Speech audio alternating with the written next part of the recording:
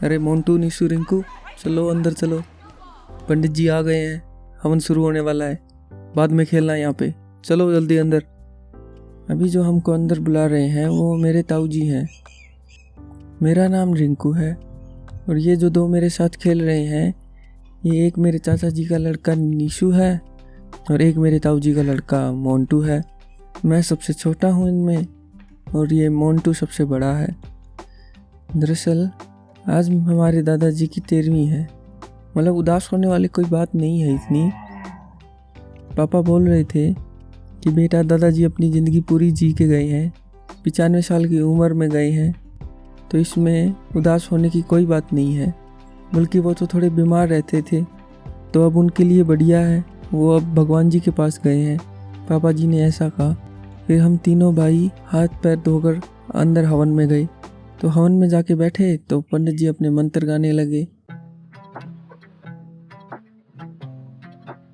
Hello and नमस्ते, स्वागत है आपका जर्नी विद किस्से पर। मैं राहुल ख्यालिया आपको किस्से और कहानियाँ सुनाता हूँ। आज की कहानी का टाइटल है हम घर छोड़ देंगे, पार्ट 1। तो सुनते रहिए किस्से और कहानियाँ और सब्सक्राइब करें हमारे इस नए चैनल को, जिसको आप लोगों के प्यार और साथ की ज़रूरत है।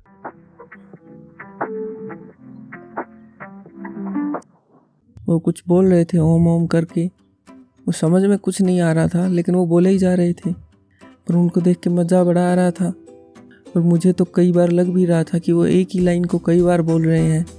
तो मैंने चुपके से निशु से पूछा, अरे निशु, मेरे को लग रहा है पंडित जी ना एक ही लाइन को कई बार बोल रहे हैं और हमको बेवकूफ़ बना रहे हैं। इनको लगता है आता नहीं है पूरा मंत्र। तो निशु बोलता है, हाँ लगता तो मुझको भी यही है, मैं मोंटू भैया से पूछता हूँ। तो उसने मोंटू भैया से पूछा।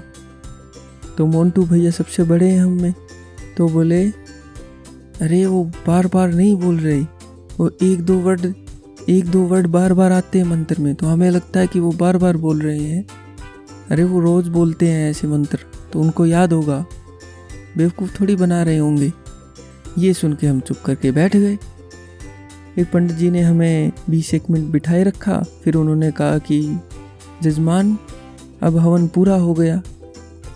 तो जैसे ही हवन ख़त्म हुआ हम तीनों भाग के बाहर जाने लगे। तो हम तीनों को भागता देख ताऊ जी बोले, अरे रुको तुम तीनों, कहाँ जा रहे हो इतनी जल्दी। तो ये सुन के हम तीनों रुक जाते हैं। तो फिर निशु बोलता है, ताऊ जी हम तो देखने जा रहे थे कि दादाजी क्या बने हैं अगले जन्म में। ताऊ जी बोलते हैं, अरे तो तुम्हें थोड़ी ना पता चलेगा, तुम तीनों बच्चे हो, मैं दिखाऊंगा तुम्हें, छेड़ना मत उसको अभी। तो हमने कहा ठीक है ताऊ जी, नहीं छेड़ेंगे। तो हम तीनों वहीं खड़े हो गए। दरअसल जब दादाजी चल बसे थे, उससे अगले दिन ही थोड़ी सी मिट्टी लेके उसके ऊपर तसला उल्टा रख दिया था और ताऊ जी वहाँ पे रोज़ दिया जलाते थे। तो तब निशु ने पूछा था, ताऊ जी आप ये रोज़ दिया क्यों जला रहे हो और ये तसला उल्टा क्यों रखा हुआ है। तो ताऊ जी ने बताया, बेटा ऐसा होता है, इस तसले के नीचे जो मिट्टी है, दादाजी की 13वीं के दिन हमें पता लगेगा कि दादाजी अगले जन्म में क्या बने हैं और ये दिया उनके लिए जलाया जाता है रोज़। तो हम सब ये बात सुन के हैरान हो गए। तभी से हम तीनों को आज के दिन का इंतज़ार था कि देखें दादाजी बने क्या है अगले जन्म में। तो तभी ताऊ जी आते हैं और आके हम तीनों को कहते हैं, चलो आओ अब देखते हैं। तो हम तीनों ताऊ जी के पीछे पीछे हो लिए। ताऊ जी गए, उन्होंने चप्पलें निकाली, हम तीनों ने भी चप्पलें निकाल ली और फिर जाके तसले की साइड में बैठ गए। फिर हमें इशारा करते हुए तसला उठाने लगे। तो हम तीनों ताऊ जी की साइड में जाके बैठ गए। ताऊ जी ने तसला उठाया और हमें बताने लगे, अरे अब देखो ध्यान से, यहाँ पे मिट्टी के ऊपर पैरों के निशान बने होंगे, तो जिसके पैरों के निशान बने होंगे तो दादाजी वही बने होंगे, ध्यान से देखो। तो ताऊ जी ने मिट्टी के ऊपर हवा में उंगली से दिखाते हुए कहा, देखो यहाँ देखो ध्यान से, देखो छोटे बच्चे के पैर बने हुए हैं, तो दादाजी अगले जन्म में इंसान ही बने हैं। तो लेकिन मुझे तो दिख नहीं रहा था, मुझे तो पैरों के निशान दिख नहीं रहे थे।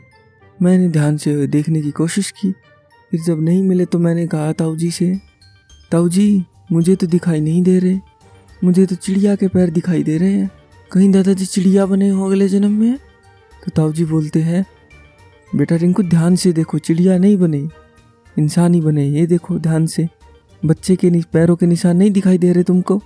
तो मैंने नीशू और मोंटू की तरफ देखा, उन्होंने तो हामी भर दी। फिर हम तीनों खड़े होकर बाहर आ गए। तो मैंने उनसे पूछा, मुझे तो नहीं दिखाई दिए बच्चे के पैर के निशान, तुम लोगों को दिखाई दिए? तो उन्होंने कहा, हमें भी नहीं दिखाई दिए। तो मैंने पूछा, फिर ताऊ जी के सामने तुमने हाँ क्यों कहा? तो उन्होंने कहा, अरे ताऊ जी को फिर कौन मना करे। मोंटू भाई बोले, अरे पापा का तुम्हें स्वभाव नहीं पता, मैं मना करता तुम मेरे तो 2 रख देते, तुम तो छोटे हो, तुम बच गए। तो फिर हम थोड़ी देर में खेलने लगे वहाँ तीनों।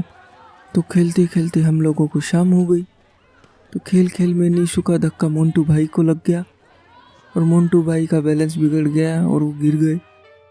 तो मोंटू भाई ने वापस से नीशू को धक्का दे दिया। तो मैं ये देख के हंसने लगा। तो नीशू ने खड़े होकर मुझे धक्का दे दिया।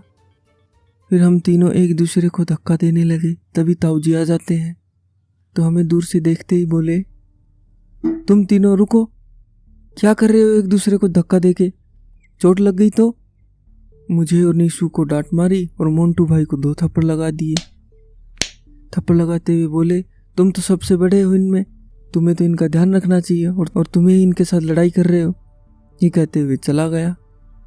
तो हम तीनों का तो मुंह ही उतर गया। तो मोंटू भाई को गुस्सा आ रहा था और हमें बुरा भी लग रहा था कि हम तीनों को डांट पड़ी। तो मोंटू भाई ये कहते हुए चल पड़े, चलो अपन खेत में चलते हैं, यहाँ नहीं रहते। हम तीनों खेत की ओर निकल लिए और खेत में जाके बैठ गए। तो तभी नीशू बोलता है, ताऊ जी को थप्पड़ नहीं मारना चाहिए था, हम तो खेल ही रहे थे, मोंटू भाई आपकी कोई गलती नहीं थी। तो मोंटू बोलता है, अरे मेरे को पता है मेरी गलती नहीं थी, पर पापा को गुस्सा ही बड़ा आता है, क्या ही करें, तुम दोनों तो छोटे हो इसलिए तुमको मारते नहीं हैं, तुम्हारे नाम का भी मेरे ही मार गए। तो तभी मैं बोलता हूँ, हाँ मोंटू भाई ठीक बोल रहे हो, मेरे पापा भी मारते रहते हैं मुझको। तो नीशू बोलता है, मारते तो मेरे पापा भी हैं और डांट भी मारते हैं जब जब शरारत करता हूँ, अभी बच्चा हूँ मैं, शरारत तो करूँगा ही ना। उनको ये बात समझ ही नहीं आती। अब उनको ये बात कौन समझाए कि बच्चे शरारत करते हैं। तो मोंटू भाई बोलते हैं, अरे वो बात नहीं है, हम पैसे नहीं कमाते ना, जो पैसे कमाते हैं उनको घर वाले कुछ नहीं कहते, मैंने देखा है।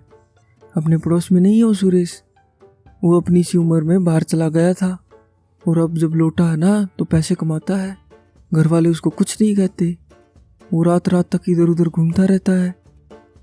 तो मैं मोंटू भाई से पूछता हूँ, मोंटू भाई जब हम पैसे कमाने लगेंगे तो घर वाले कुछ नहीं कहेंगे और मन करे तब तक खेल सकते हैं। तो मोंटू भाई बोले, और क्या, सब बात पैसों की तो होती है,